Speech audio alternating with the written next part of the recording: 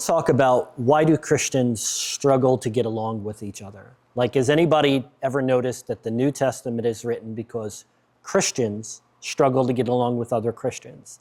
Like, matter of factly, with the exception of the Synoptic Gospels and the book of Jude, every single New Testament epistle addresses Christians struggling to get along with other Christians. And as I've said so many other times, the best metaphor I've ever heard for Christians is we're like a group of porcupine out on a cold winter's night. We need to huddle up and get closer for safety and security and warmth. But the closer I get to Laura, the more my sin nature and my quills poke her, and the more she pokes me. And it's part of the sanctification process and iron sharpening iron and loving people through my sin nature and through theirs. And like, God is present in all those details. You know, for any couples out there, think about how sanctifying your marriage is or your better relationships. You want someone who would be able to lovingly challenge you and confront you. Proverbs says, faithful are the wounds of a friend. You know, is the mark of your friendships only the people who tell you what you want to hear and say positive things to you and make you feel good and good vibes only? Or do you want someone to lovingly tell you the truth when you're making a horrible mistake? You know, like, think about that. But anyways, we want to talk about peace. And the word is areno. And it's interesting because it reminds me of a metaphor that I used before. So areno doesn't just mean, the Hebrew would be shalom, which means peace, which is more than just the absence of conflict. It is restoration, it is health, it is prosperity, it is peace with God and your brothers and sisters in Christ. But bringing this to New Testament, it literally means to set two things back together, to bind them together, two things that were divided or just no longer united. So it means to set back together again, something that was broken. Think about that in light of the body of Christ. What am I saying?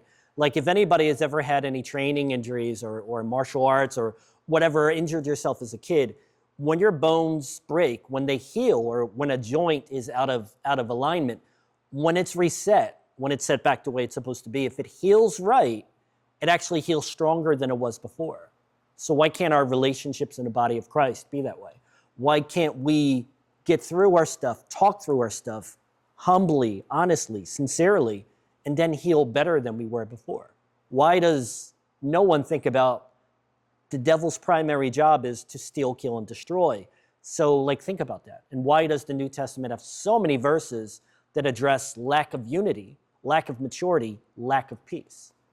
So I want to get into that. So my fiance is actually off frame. Maybe y'all hear her voice. Maybe. We'll see. Romans chapter 12, verse 18, please.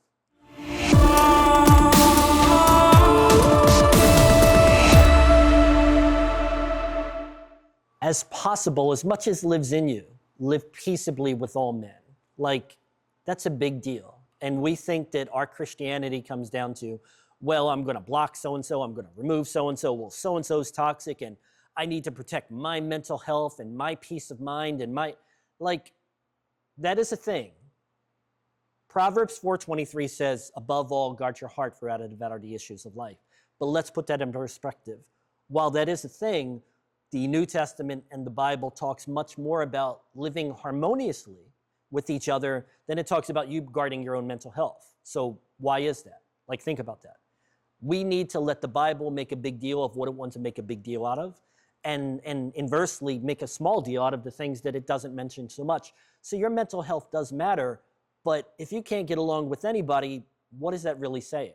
Is that everybody's a problem? Or does that really show the common denominator is me? And maybe I don't like to be corrected. Maybe I don't like when people don't make me feel good. Maybe I don't like when I'm not the center of attention. Maybe that whole I gets in the way of unity, gets in the way of maturity, gets in the way of humbleness. You know, so think about that. Like, what does this all mean in perspective? Hebrews 12, chapter 14. Strive for peace with everyone, and for the holiness without which no one will see the Lord. Strive for peace with everyone. It's literally a contest. It's literally a pursuit. It's literally an endeavor, and it's not something that's easy. Loving my brothers and sisters in Christ, and me and Laura were talking last night about the same subject. Have you ever realized that your best relationships or how deep your relationships are really depend on you? Is it okay when someone shows you something about yourself that you don't like? Does that weird you out? Now, do you give that person distance? Do you run from that stuff, or do you address it? Like, what about what she said is pissing me off, and why? And in that moment, then even in, Lord, am I right here? Am I wrong here? What do I do with this?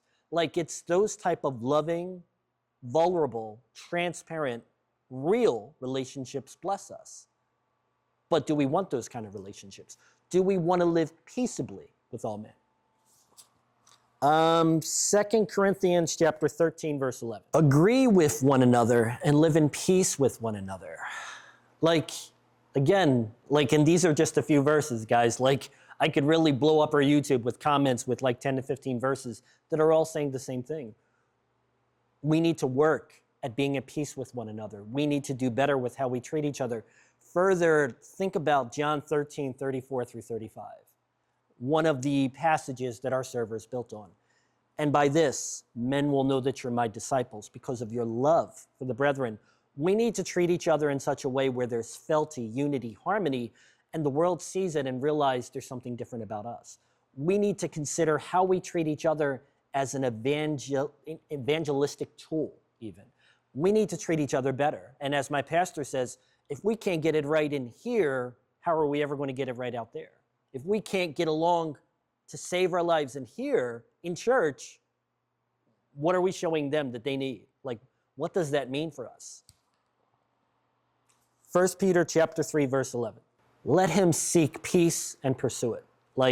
Again, the Bible talks, my pastor likes to remind people, something I appreciate. The Bible commands us to love our brothers and sisters in Christ, and it only commands us.